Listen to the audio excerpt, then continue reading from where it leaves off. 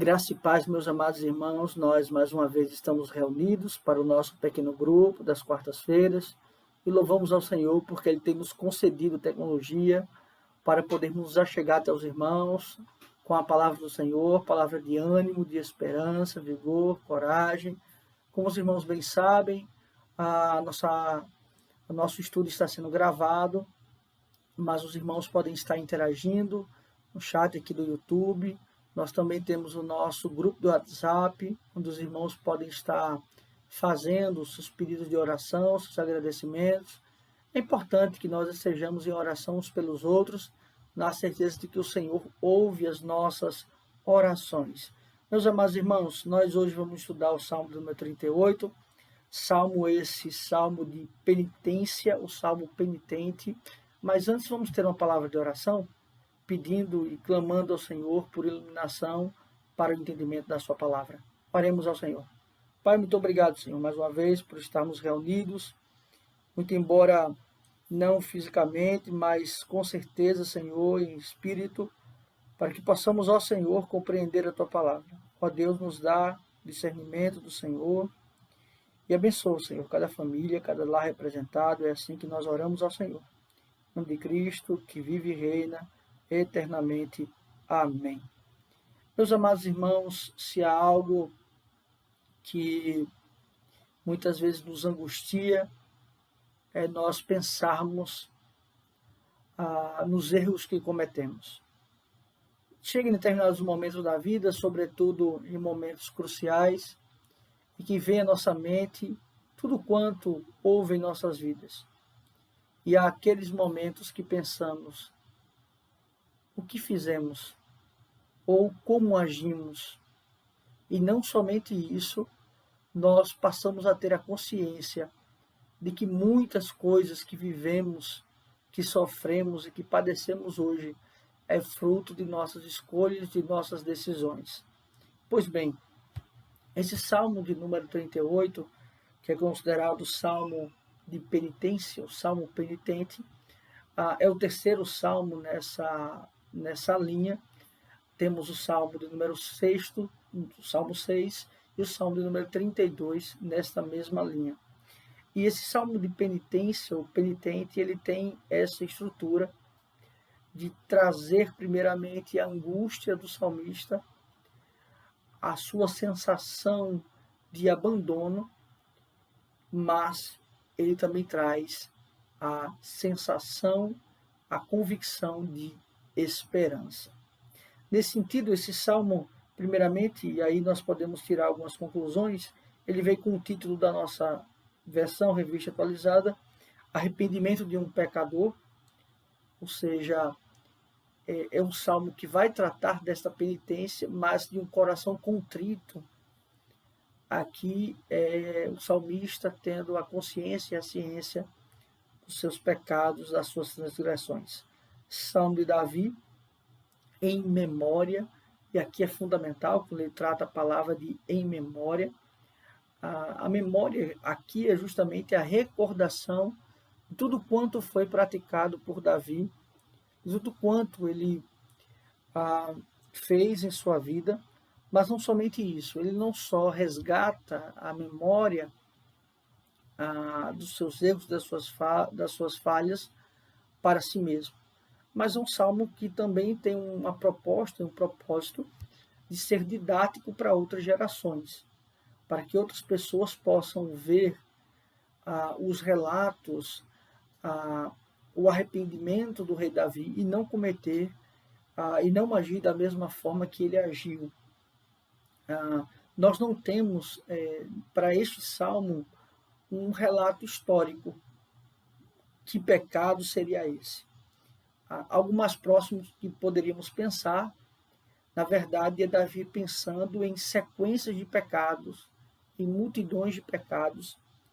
E aí, então, esse pecado não relatado, mas o que é enfatizado aqui é o sofrimento que esses pecados trazem ao seu coração e também trazem na parte física.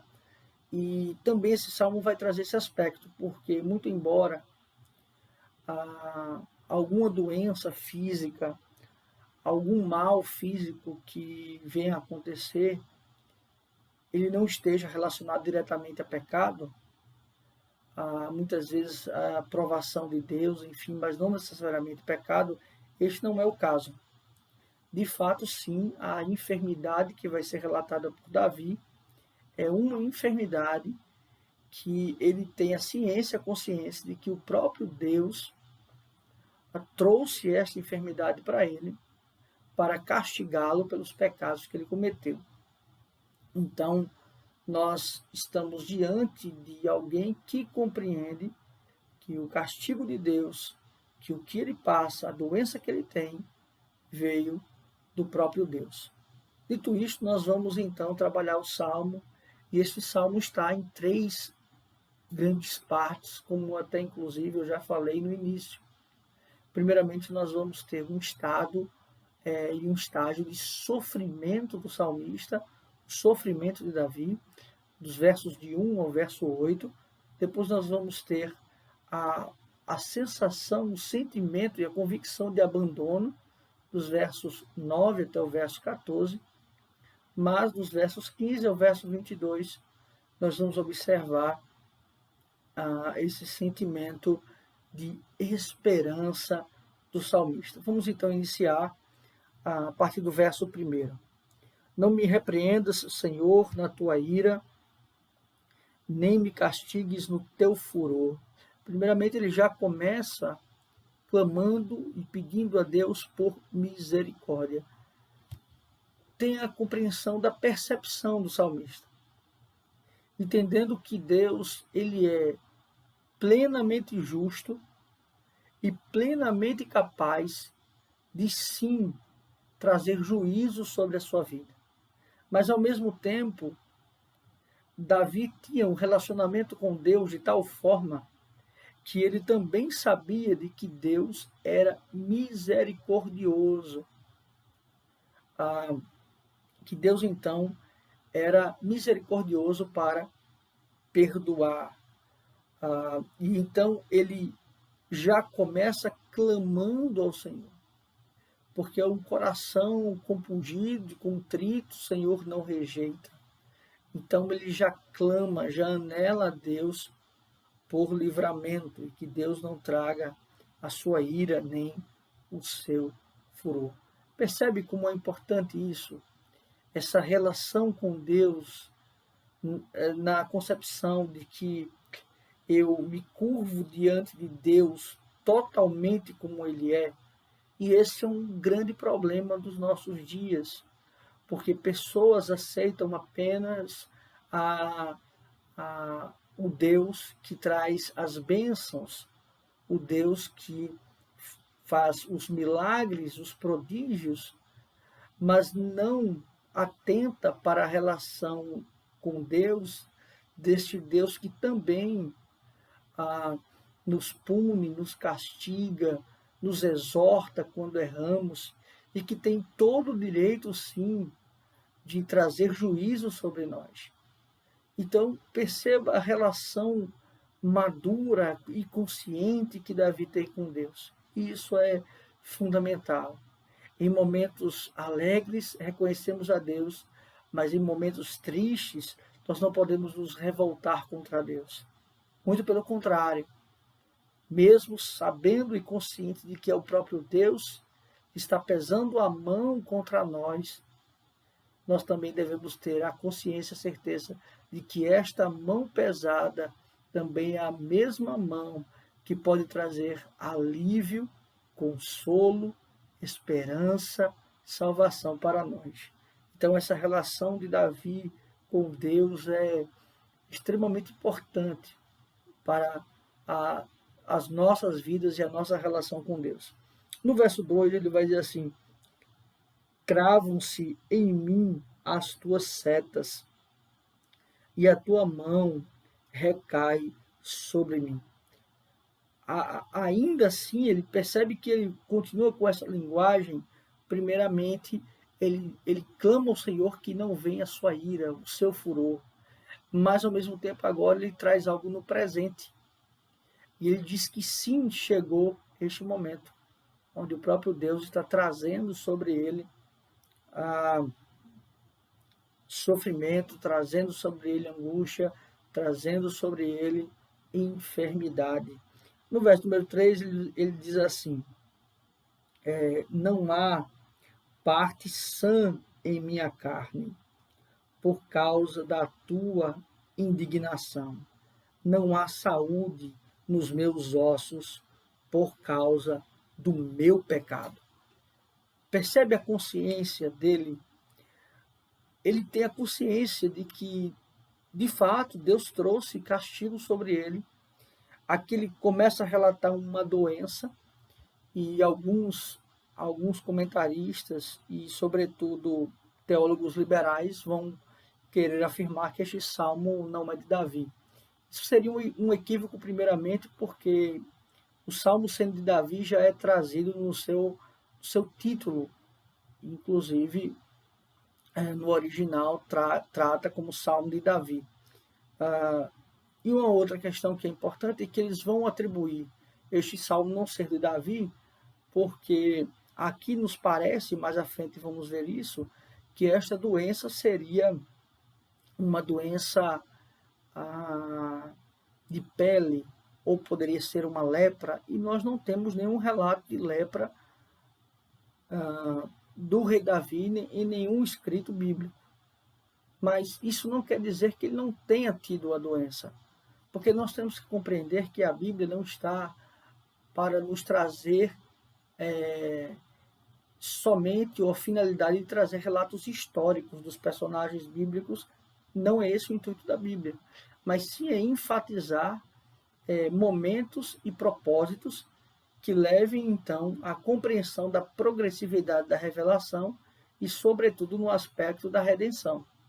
Então, a Bíblia não se propõe a trazer tudo o que aconteceu de todos os personagens. Então, podemos sim afirmar que aqui é Davi, mas o que eu achei interessante é porque ele fala no finalzinho, ele diz assim: por causa do meu pecado.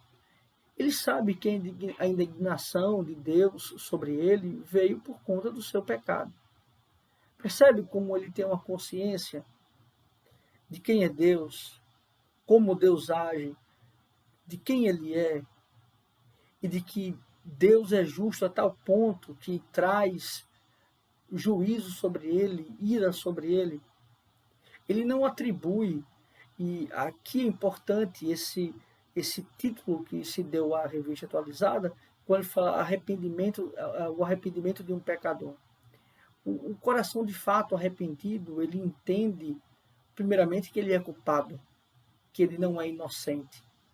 E aqui é muito importante essa postura de Davi, porque Davi não vai culpar circunstâncias, não vai falar de terceiros, de pessoas que possam ter levado ele a fazer os atos que ele fez, mas ele diz: por causa do meu pecado, pois já se elevam acima da minha cabeça as minhas iniquidades, como fardos pesados excedem as minhas forças. E aqui então ele fala desse peso de uma situação que não é fácil, que causa para ele fraqueza.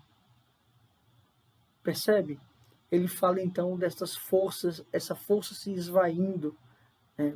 E no verso 5, desculpe, exatamente, ele diz assim: tornam-se infectas e purulenta as minhas chagas por causa da minha loucura.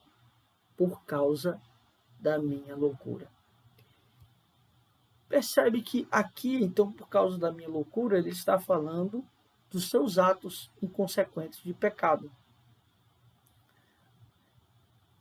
O que eu acho impressionante desse salmo é justamente essa consciência e ciência do salmista em falar, primeiramente,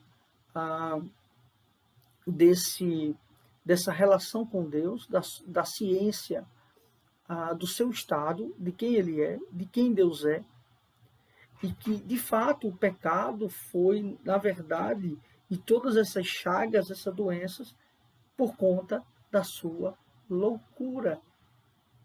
Ou seja, ele saiu de si mesmo.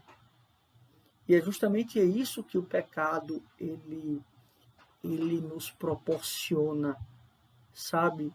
Nós muitas vezes saímos da realidade, daquilo que é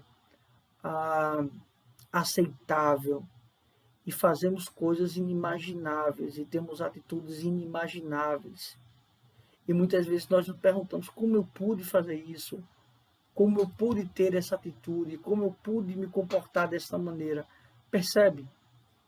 Porque o pecado, ele nos cega, o pecado, ele nos envolve de tal forma que a nossa razão, o nosso pensar, ele é afetado.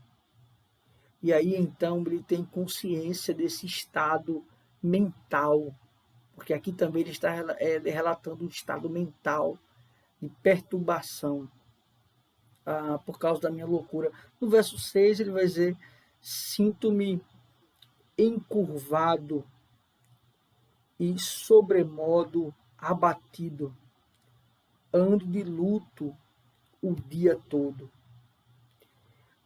Verso 7, ele vai dizer: arde-me os lombos e não há parte sã na minha carne. Estou aflito e muito quebrantado. Dou gemidos por efeito, e ele vai dizer, do desassossego do meu coração.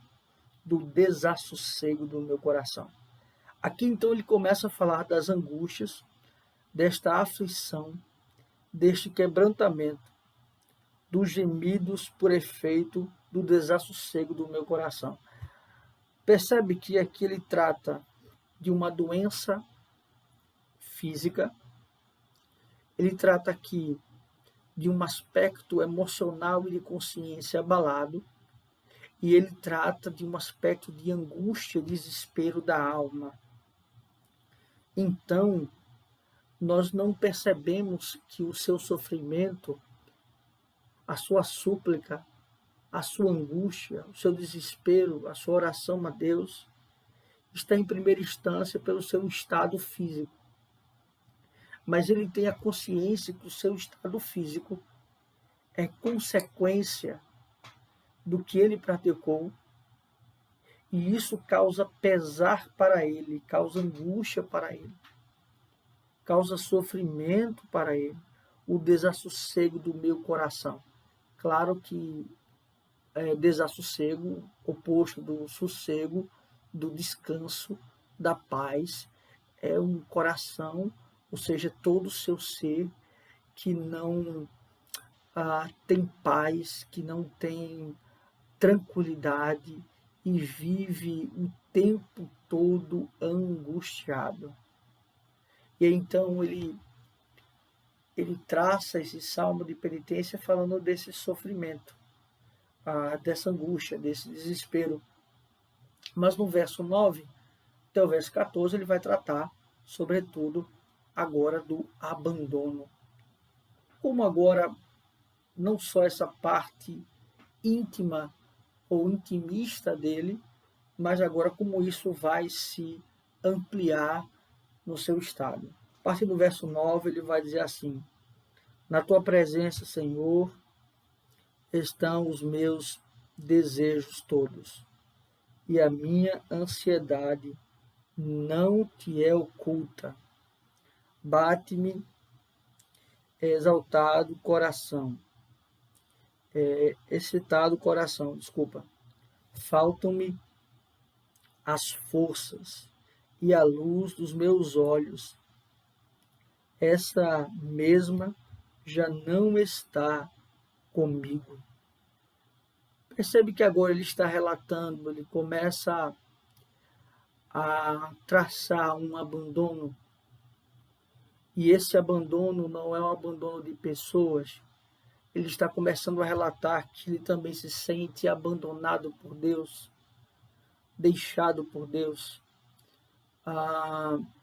E isso é muito comum, sobretudo hoje, nos nossos dias, no estado de depressão, né? A depressão é aquela tristeza profunda, mas que na verdade lhe falta esperança. Mas aqui não é uma tristeza profunda em si mesmo, ou no que não se tem, mas uma tristeza profunda e falta a ele esse ânimo, porque ele se percebe abandonado por Deus. Esse salmo ele é interessante porque ele é muito próximo, ou poderia ser uma tipificação das angústias e dos sofrimentos do próprio Cristo, que sofreu na carne, sofreu na alma, sofreu o abandono de Deus, sofreu o abandono de amigos e sofreu a ira implacável dos inimigos. Então aqui também nós poderíamos elencar esse salmo como também sendo um salmo de tipificação do estado de humilhação de Cristo nesse sentido. Ele vai dizer: os meus amigos e companheiros afastaram-se da minha praga e os meus parentes ficaram de longe. Pronto, aqui ele começa a relatar esse abandono das pessoas. Primeiramente, no sentido da doença, se no caso era lepra ou uma doença de pele, isso era comum, porque não se poderia ficar próximo de ninguém que tivesse essa doença. Havia todo um ritual para se tratar de um leproso, né, ou de uma doença de pele no Antigo Testamento. E aqui ele começa a relatar este abandono. Mas não somente isso, ele também fala deste abandono emocional, neste abandono de um aspecto motivacional, podemos dizer assim. E isso é muito comum, meus irmãos, nos nossos dias, infelizmente. Quando nós estamos bem, saudáveis, quando nós estamos progredindo em nossas relações, seja de trabalho, seja familiar, enfim, muitas pessoas estão próximas de nós, mas quando temos alguma dificuldade, quando passamos dificuldade, seja ela financeira, seja ela emocional, quando doenças nos são acometidas, poucas pessoas estão ao nosso lado. Percebe? Poucas pessoas estão ao nosso redor. Poucas pessoas são aquelas que nos ajudam. Aqueles que pensávamos ser amigos, se vão. Aqueles que pensávamos gostar de nós, não estão ao nosso lado. E este sentimento, veja, de abandono, o próprio Cristo vivenciou. Um dos exemplos que conhecemos bem, o próprio Pedro, que sinceramente diz a Cristo que não o negaria. Mas no ato da crucificação de Cristo, nós só temos a presença de João, dos mais próximos, claro, e de Maria, sua mãe. Percebe? Em momentos terríveis, nós nos vemos abandonados. E o nosso Senhor sofreu este abandono. Primeiramente, o pior dos abandonos, o abandono do seu Pai. E segundo, os abandonos daquele que ele mesmo ajudou, que ele mesmo curou e que agora estavam pedindo a sua crucificação.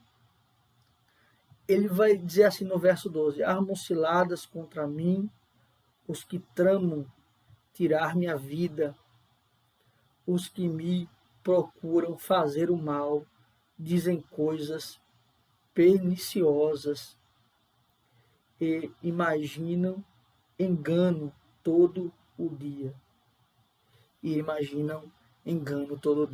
Aqui, o que é interessante essa relação, porque ele vai tratar da seguinte forma: os amigos, eles se afastam. familiares também. Mas em momentos difíceis, os inimigos se aproximam. E os inimigos se aproximam para, de fato, destruir completamente. Percebe quando a pessoa está em situação precária? Pessoas que desejam o mal, é nesse momento que elas vão se aproximar para destruir de vez aquela pessoa. Então é um sentimento oposto, porque conquanto os amigos ou familiares negam a pessoa em momentos difíceis, os inimigos veem uma oportunidade de realizarem tudo aquilo que elas pensavam realizar contra aquelas pessoas, contra aquela pessoa. Então percebe, é justamente isso que acontece com o nosso Senhor Jesus Cristo. A maquinação dos fariseus, dos escribas contra ele, procurando sempre oportunidades de condená-lo. No verso 13, ele vai dizer assim: mas eu, como surdo, não ouço, e qual mudo, não abro a boca. Essa expressão ela é extraordinária porque nos remete de fato a Cristo. Nos remete primeiramente a Isaac, que não abre a boca em relação ao sacrifício do seu pai Abraão, e que no ato, a ponto de ser sacrificado, não há nenhum relato de fala, de repulsa de Isaac naquele ato. Como também Cristo, ele sofre em silêncio. Percebe que gesto extraordinário, que é justamente o gesto do sofrimento, de você não murmurar por aquilo que você está passando, pela angústia que você está passando. Não é momento de murmurar, mas é momento de silenciar, de estar em oração silenciosa diante de Deus. Então, ele aqui ele não está reclamando das suas dores, das suas chagas, das suas angústias, das perseguições. Ele aqui então está em silêncio, não abre a boca. E ele também ele usa a expressão como mudo, ou como surdo, na verdade, é para não se ater às perseguições e às palavras. Meus amados irmãos, imagine se nós fôssemos dar ouvido a tudo quanto as pessoas pensam de nós. Imagine se nós fôssemos viver em função daquilo que as pessoas pensam de nós. Nós não dormiríamos, nós não viveríamos.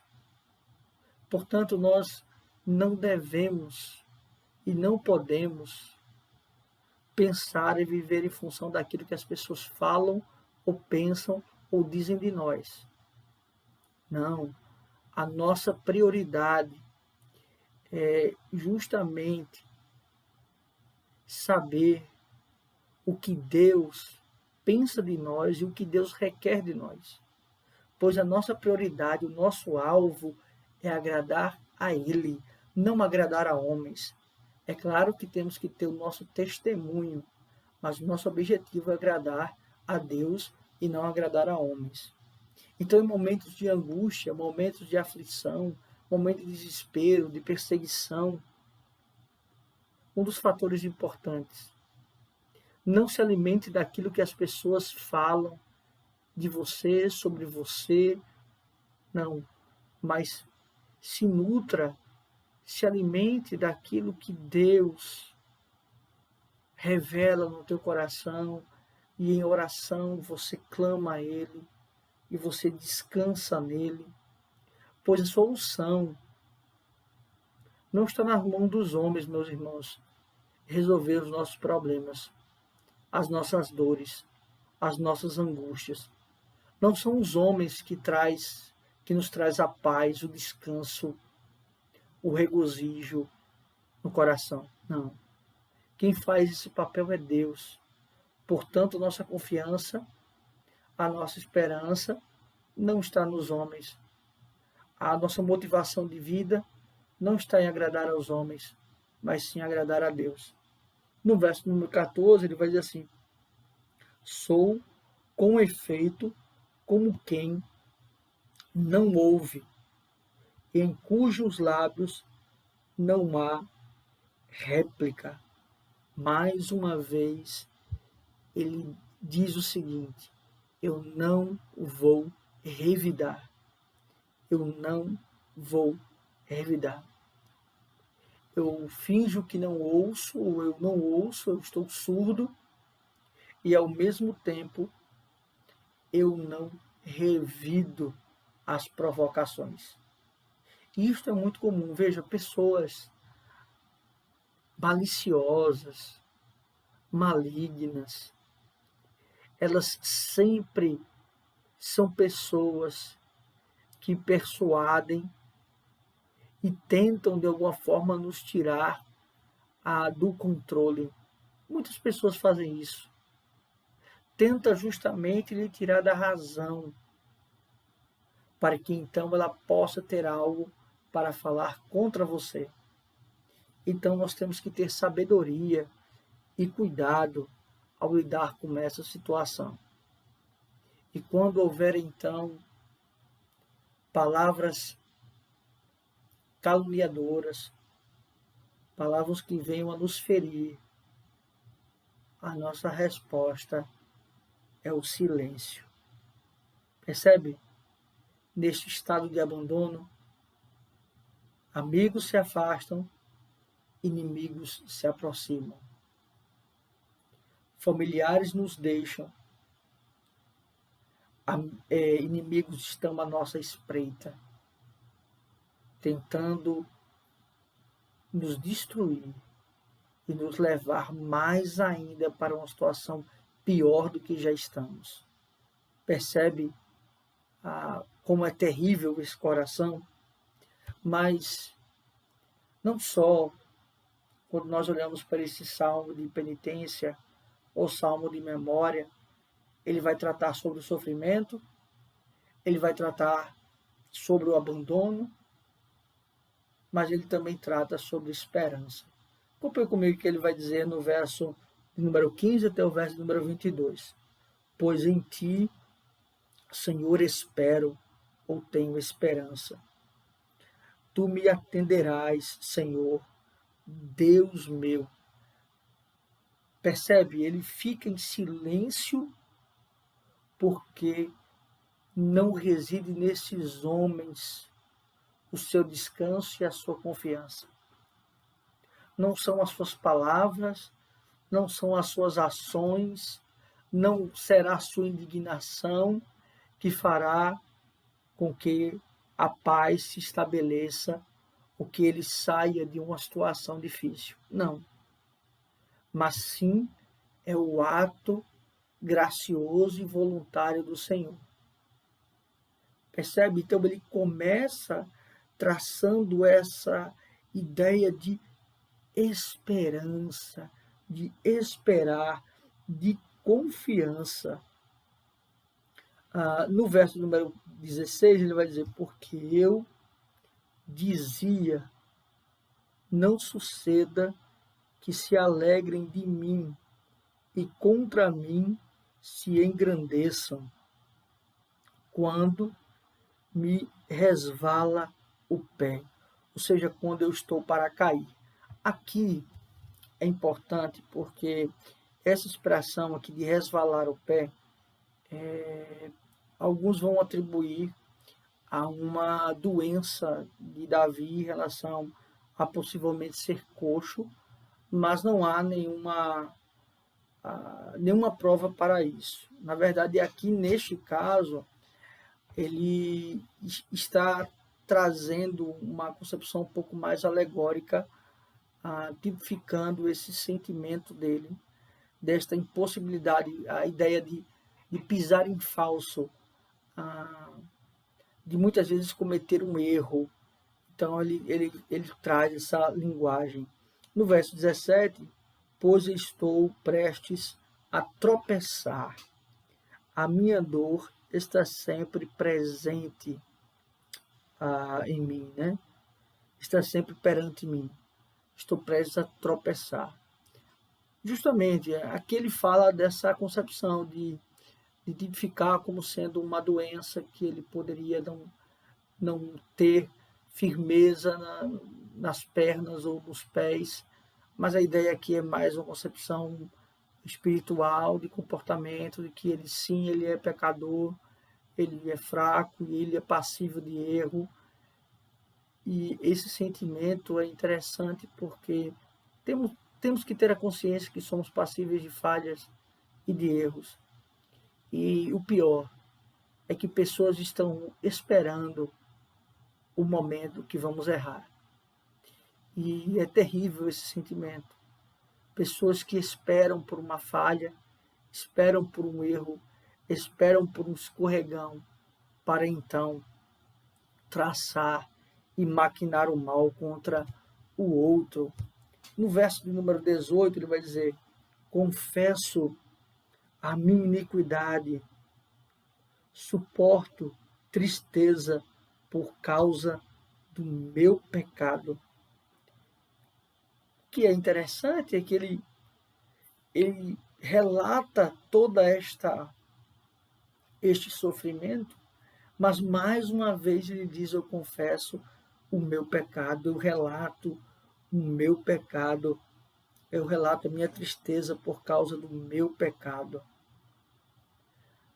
Ele então tem a consciência de que o que ele passa é fruto das suas transgressões. Isso é tão difícil, meus irmãos, nós fazermos.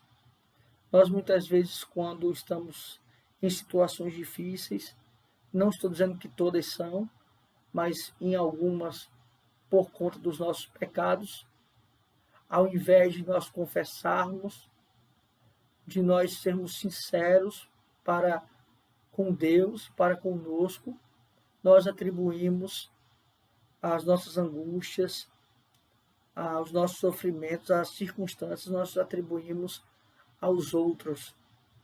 Nós sempre achamos que os outros são culpados, mas aqui está o que poderíamos chamar de raio-x de um verdadeiro coração arrependido, de um coração contrito.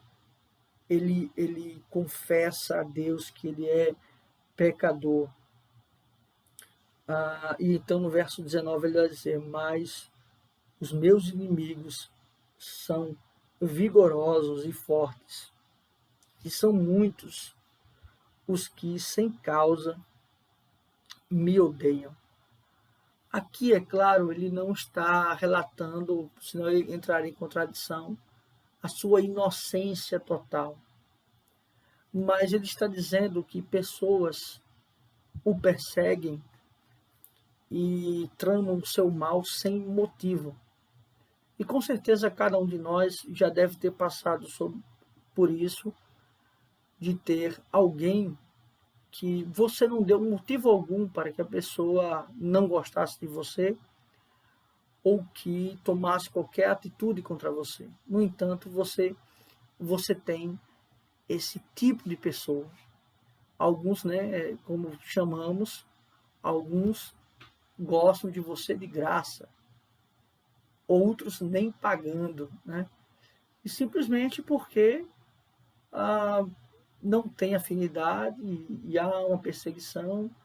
E isso é muito comum na relação de cristãos com ímpios. Aquele ódio exacerbado, e muitas vezes há uma concepção, sim, de perseguição religiosa devido à fé, enfim. Mas no verso número 20, ele já vai para o final, para terminar esta oração com o sentimento de sofrimento, de abandono, mas de esperança. Ele vai terminar da seguinte forma: da mesma sorte, os que pagam o mal pelo bem são meus adversários, porque eu sigo o que é bom.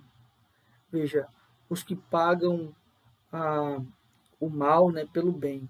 Da mesma sorte, os que pagam o mal pelo bem. Aqui ele então está falando dessa ideia de que ele fez o bem, mas os outros estão pagando este bem com o mal. São meus adversários, porque eu sigo o que é bom. Porque eu sigo o que é bom.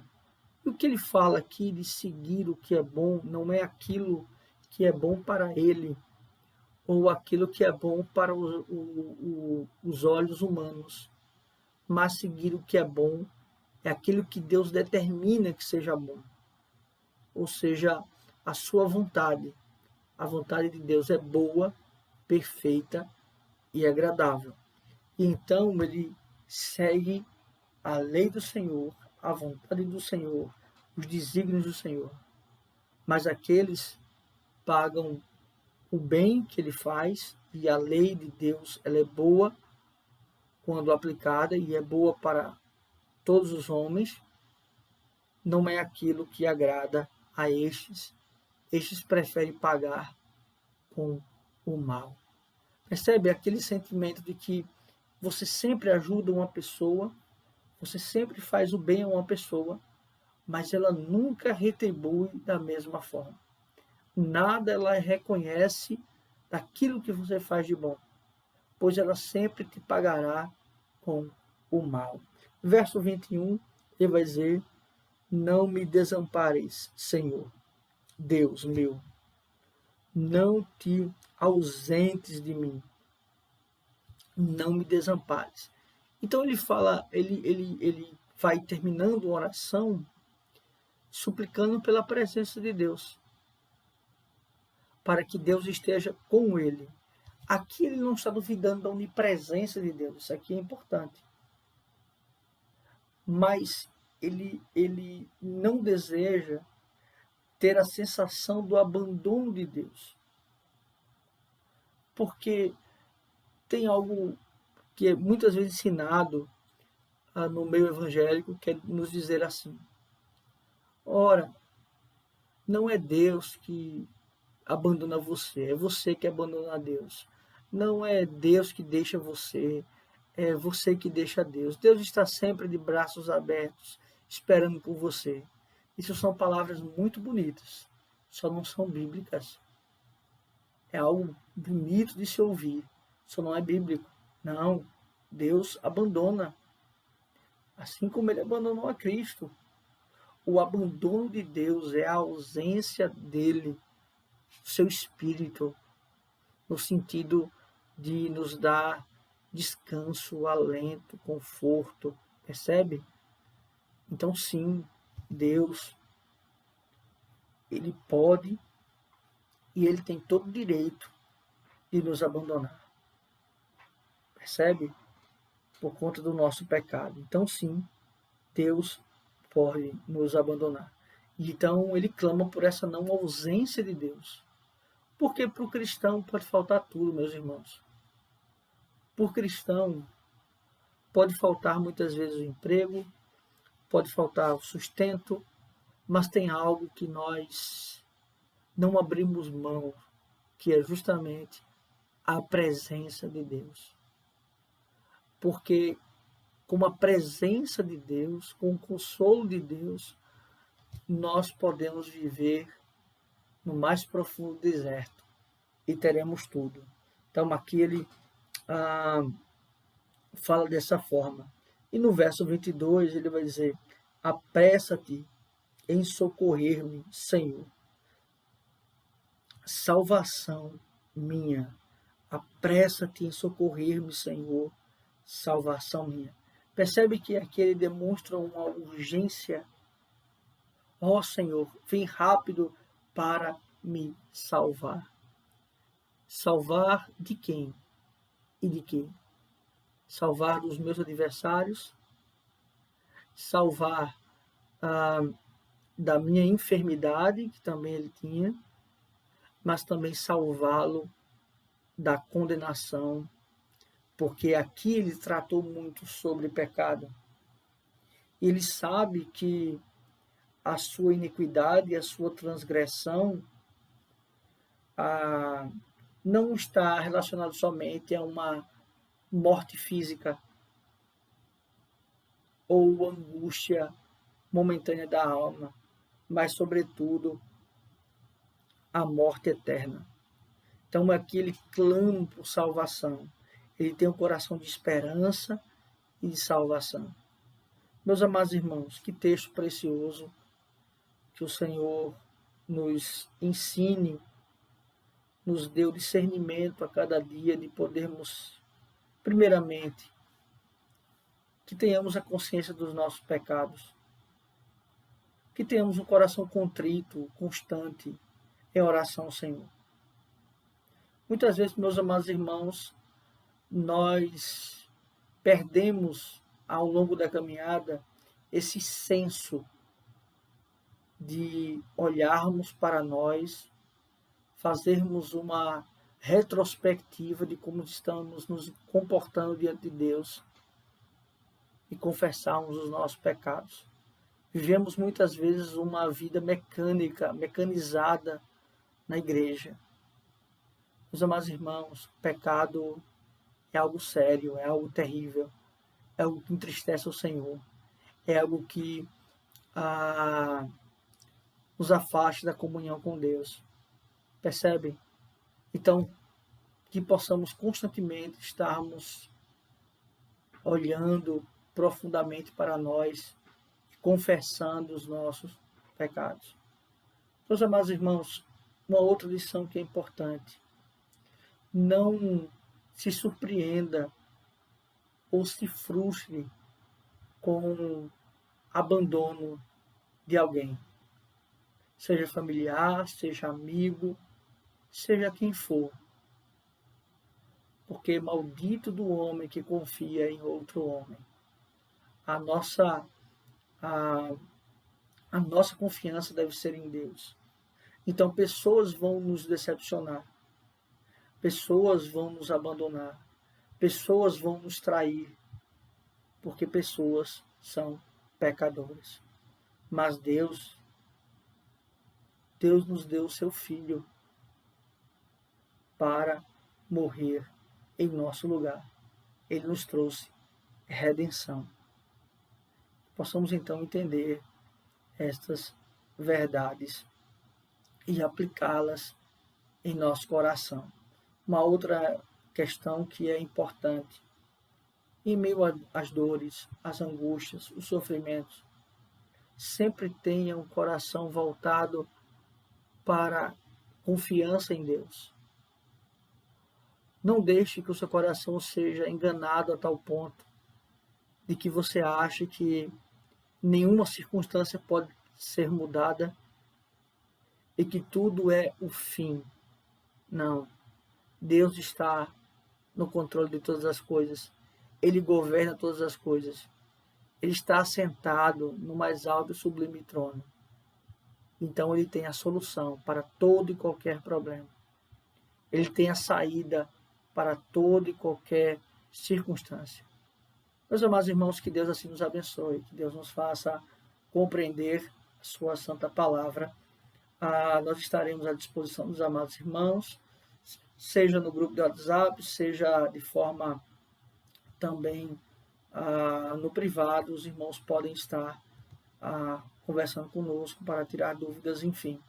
Deus os abençoe. Vamos orar, encerrando esse momento. Vamos orar. Pai, muito obrigado, Senhor, por esse estudo. Obrigado, Pai, porque o Senhor tem nos abençoado.